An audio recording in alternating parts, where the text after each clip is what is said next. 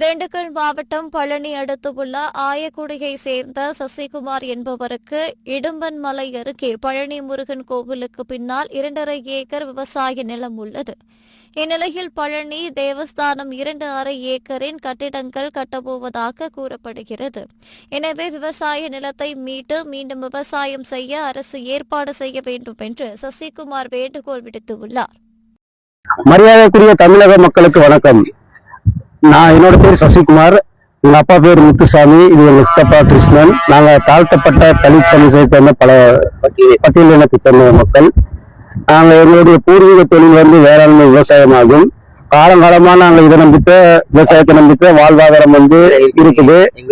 இது பின்னாடி பாக்குறது எங்களோட 2 ஏக்கர் நிலம். இது முப்போகம் விளையக்கூடிய விவசாய நிலமாகும். இதுல விளையக்கூடிய வருமானத்தை வச்சுட்டு எங்களுடைய அடிப்படை வாழ்வாதாரமே அமைந்திருக்கிறது. ஆனா பழனி திருக்கோயில் தேவஸ்தானம் எங்களோட நிலத்தை அத்துமீறி நாங்க பட்டியலின சமூகத்தை சேர்ந்தவர்களை மறைத்து வலுக்கட்டாயமாக எங்களை காவல்துறை, வருவாய்த்துறை மற்றும் போலீஸ், ரவுடிகள், லோக்கல் கான்ட்ராக்டர் எல்லாரும் எங்களை அத்துமீறி விரட்டி அடித்து எங்கள் நிலத்தை எங்களுக்கு எந்தவித நிவாரணமும் தராமல்